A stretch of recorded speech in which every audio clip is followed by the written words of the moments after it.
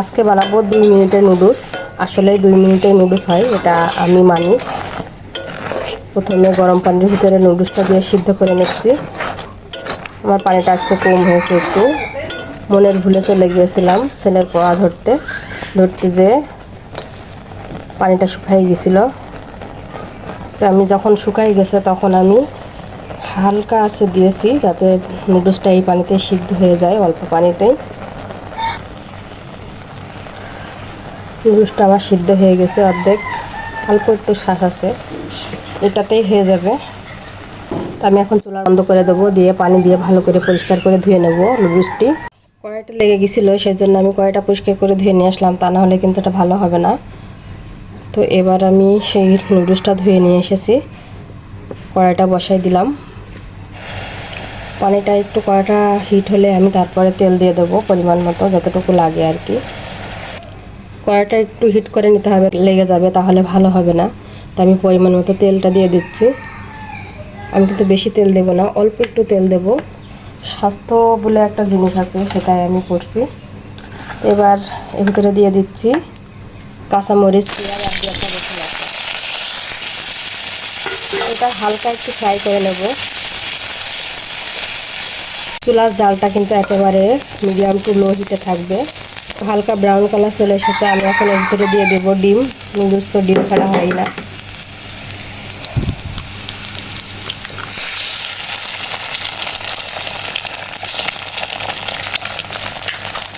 এবার দিয়ে দেবো পরিমাণ মতো লবণ,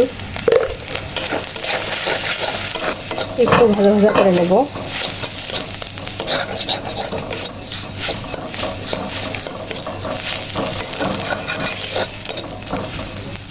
এটার সাথে আমি একটু সস ব্যবহার করব।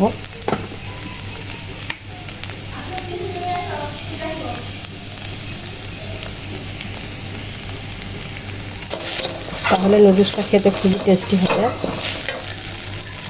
এবার আমি সেই নুডলসটা দিয়ে দেবো,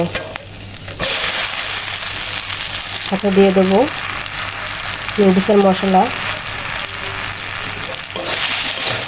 এবার একটু ভালো করে নেড়ে নিলেই হয়ে যাচ্ছে আমার আজকে 2 মিনিটের নুডলস। দেখুন নিচে কিন্তু একেবারে লাগেনি। নুডলস রান্না করতে গিয়ে নিচে লেগে যায়, ভালো হয় না।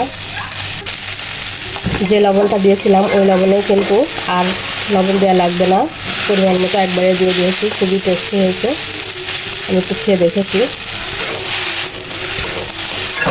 এই যে নুডলসটা আমার কমপ্লিট, এখন আমি এটা নামাই নেব।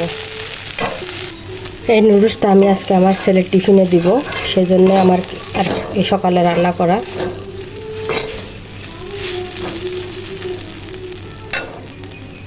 তো এই যে ছেলের টিফিনের জন্য রেডি করে দিচ্ছি। এই প্লাস্টিকের এটা কিন্তু ফ্রুট গ্রেডেড, এটায় কোনো সমস্যা নাই।